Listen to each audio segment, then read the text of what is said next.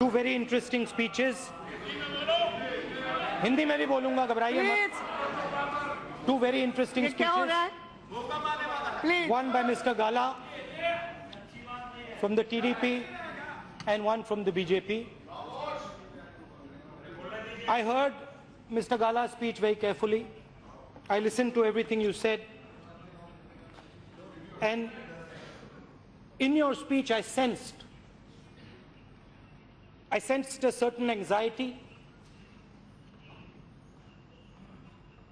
I sensed a deep feeling of pain. And I want to tell you, from here, that you are the victim of a 21st century political weapon. Very fantastic political weapon. And I want to tell you that you are not alone. There are many victims like you in this country. The political weapon is called the Jumla strike. And the symptoms are the following.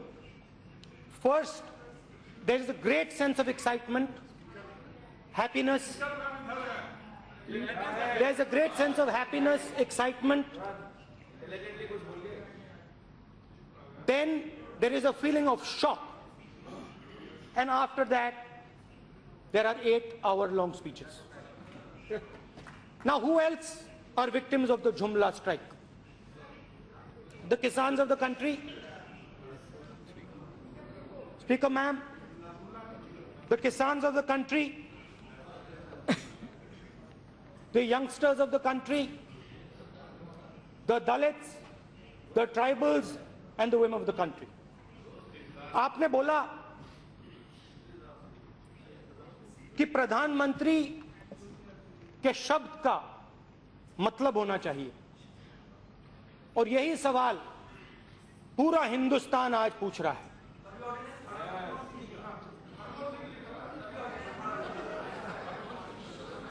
₹15 lakh हर व्यक्ति के bank account में.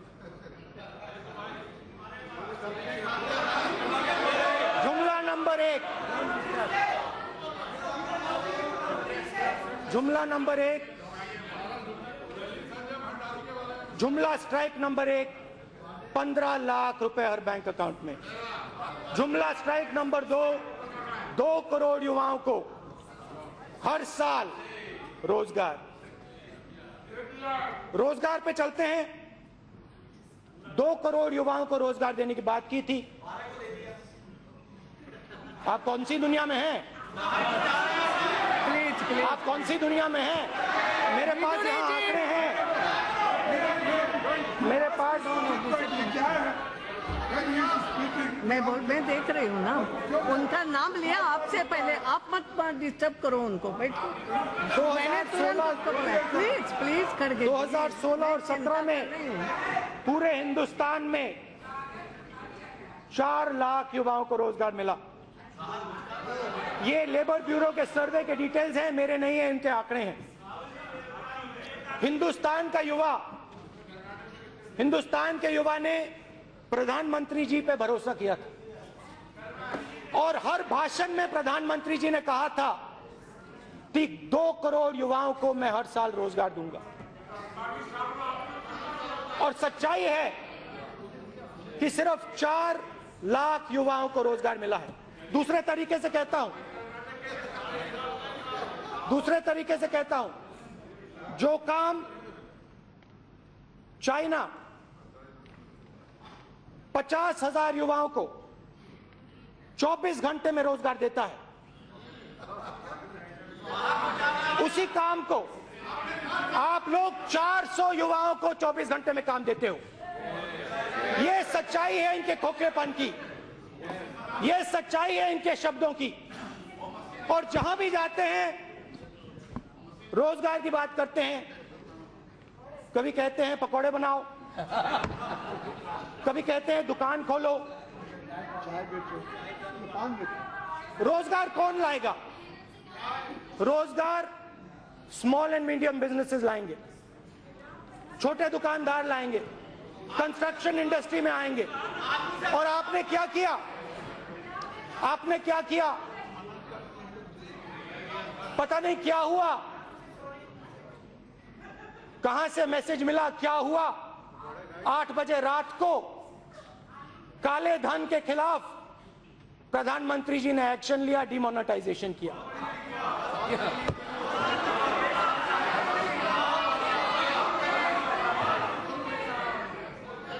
शायद समझ नहीं थी कि किसान, मजदूर, गरीब अपना धंधा कैश में चलाते हैं।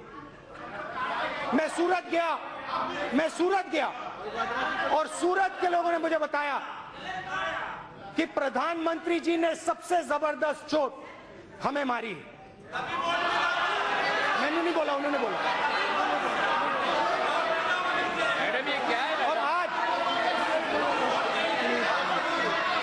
और आज बेरोजगारी हिंदुस्तान में 7 साल से सबसे ज्यादा है। ये है नरेंद्र मोदी जी का, प्रधानमंत्री जी के शब्दों का सच।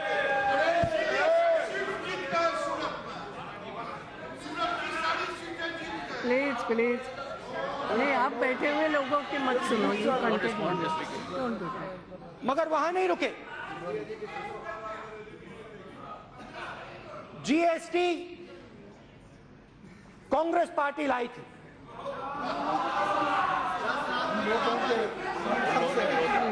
आपने विरोध किया था।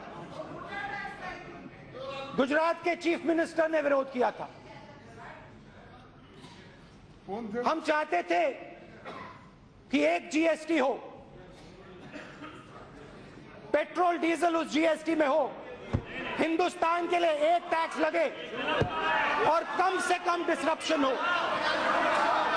नरेंद्र प्रधानमंत्री जी की जीएसटी, 5 अलग अलग जीएसटी, और छोटे से छोटे दुकानदार के घर के अंदर आपने इनकम टैक्स डिपार्टमेंट को डाल दिया, घुसेड़ दिया, और करोड़ों लोगों को आपने बर्बाद किया।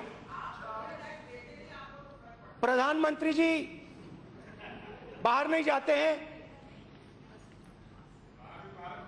नहीं बाहर जाते हैं मतलब अब्रॉड जाते हैं, ओबामा जी के पास, ट्रंप जी के पास जाते हैं, मगर अपना जो सिक्योरिटी कवर है, अपना जो सिक्योरिटी कवर है उससे बाहर नहीं निकलते हैं। प्रधानमंत्री की छोटे दुकानदारों से, स्मॉल बिजनेसेस से बात नहीं होती है। प्रधानमंत्री की बात सिर्फ सूट बूट वाले 15-20 सबसे बड़े बिजनेसमैन से होती है। तो जो छोटे दुकानदारों के दिल में है, जो किसानों के दिल में है, जो गरीबों के दिल में है, वो प्रधानमंत्री तक नहीं पहुंचता है। तो पूरी रोजगार के पूरे सिस्टम को आपकी सरकार ने जबरदस्त ठोकर मारी, अनएम्प्लॉयमेंट फैलाया। और जैसे मैंने कहा, जो पहले पैसा कमाते थे छोटी दुकान चलाकर, छोटा बिजनेस चलाकर, मीडियम साइज बिजनेस चलाकर, उनकी जेब के अंदर आपने हाथ डाला और उनका पैसा आपने छीन लिया। इस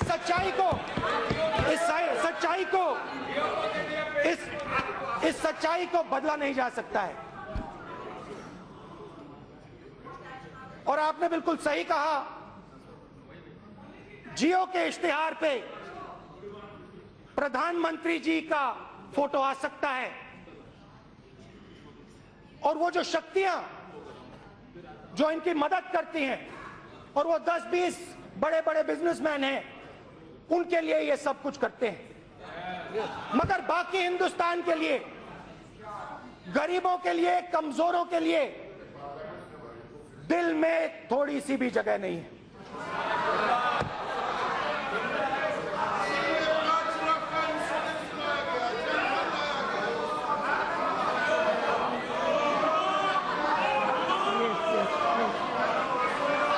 कहा था प्रधानमंत्री जी ने कहा था कि मैं देश का चौकीदार हूं। मैं चौकीदारी करूंगा। मैं प्रधानमंत्री नहीं हूं, मैं देश का चौकीदार हूं। मगर जब अमित शाह के पुत्र जय शाह 50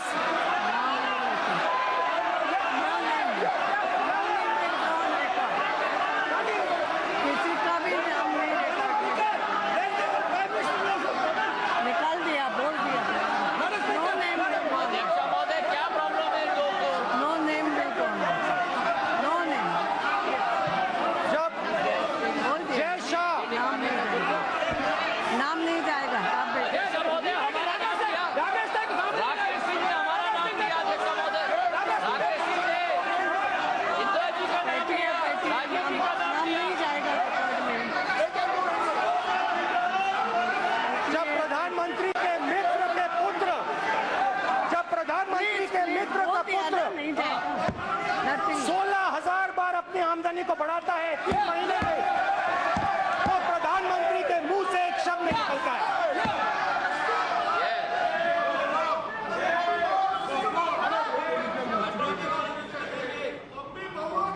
Yes. राफेल हवाई जहाज, हमारी यूपीए की डील में हवाई जहाज का दाम 520 करोड़ रुपए प्रति हवाई जहाज। पता नहीं क्या हुआ, किससे बात हुई, पता नहीं क्या हुआ, किससे बात हुई। प्रधानमंत्री जी फ्रांस गए, वहां पे किसके साथ गए पूरा देश जानता है। और जादू से हवाई जहाज का दाम 1600 करोड़ रुपए प्रति हवाई जहाज हो गया। डिफेंस मिनिस्टर यहां बैठी हैं, डिफेंस मिनिस्टर यहां बैठी हैं। उन्होंने पहले कहा कि मैं देश को हवाई जहाज का दाम बताऊंगी, पब्लिक में कहा।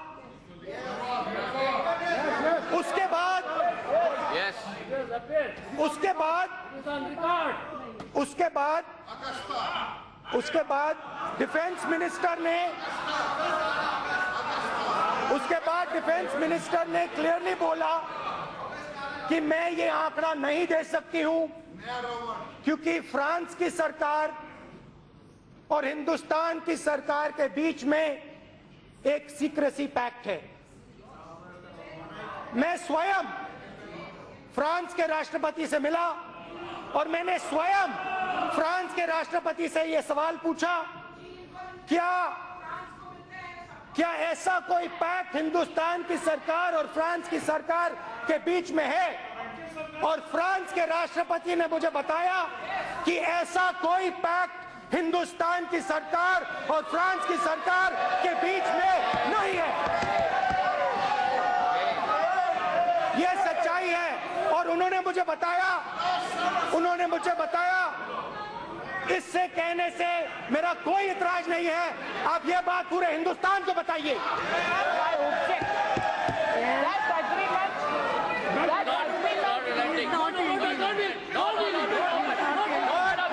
और सीधा नरेंद्र मोदी हिंदुस्तान के प्रधानमंत्री के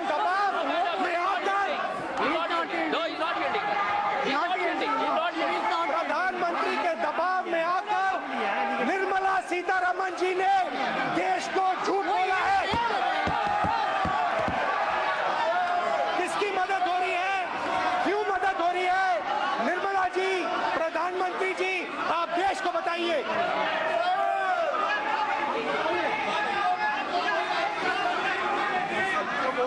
असत्य बोला है।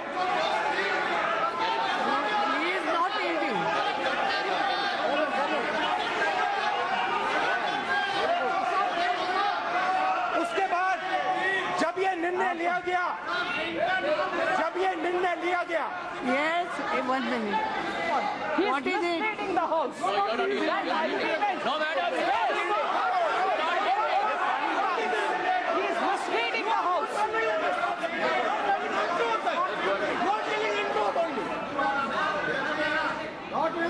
एक मिनट, आप बैठिए ना। Meeting 1 minute. मालूम है मुझे, सदन में उपस्थित हैं उनका नाम लिया गया शायद defence But minister madam, he's not yielding. Madam, he's not yielding. I will allow you also after it. I know. During their time, man. That agreement was during their time. The secrecy is because of their He's time. not yielding. And following something which they have agreed with. आप बैठिए ना. Madam, he's not yielding. I know that. इसके बाद मौका दे देंगे after मैं इसके बाद आपको मौका दूंगी. अभी वो यील्ड नहीं कर रहे हैं. In the house. Okay. Yes. उनके बाद रिप्लाई का मौका आपको देंगे उतने में. The defense minister has clearly spoken an untruth. The fact of the matter एक बात है, is that राहुल the जी- French president personally has told me एक minute. that there is no बार deal. बार डिफेंस मिनिस्टर का नाम लिया जा रहा है इसमें, इसलिए आपके बोलने के बाद आपको बिल्कुल मौका दूंगी क्योंकि she is there in house. ऐसा नहीं. Defence minister spoke untruth. ये बात कही ना आपने अभी. एक मिनट. ठीक है ना, तो आपको दे दूंगी. Yes. The fact of the matter is Whatever it is. that I met the gentleman in Delhi. You can check the records. आप बोलिए. Don't respond. And the gentleman clearly said that there is no secret pact Okay. between the Indian government and the French government. Yes. So the defense minister has clearly spoken an untruth. Untruth I want नहीं, to अभी आप understand. ये untruth शब्द अभी नहीं जाएगा because I she will clear the position. Untruth. That is parliamentary. Madam, untruth is parliamentary. Untruth is parliamentary. Now, Carry on.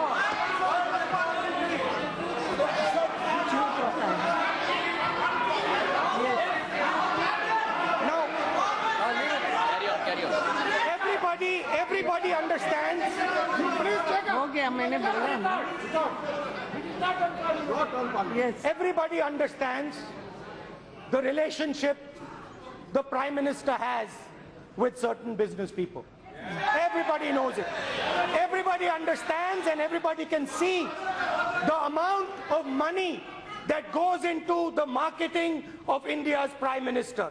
And everybody understands who it comes from. One of those people was given the Rafael contract, and he benefited thousands and thousands and thousands of crores. The contract was taken away from HAL. Madam, he cannot make unsubstantiated.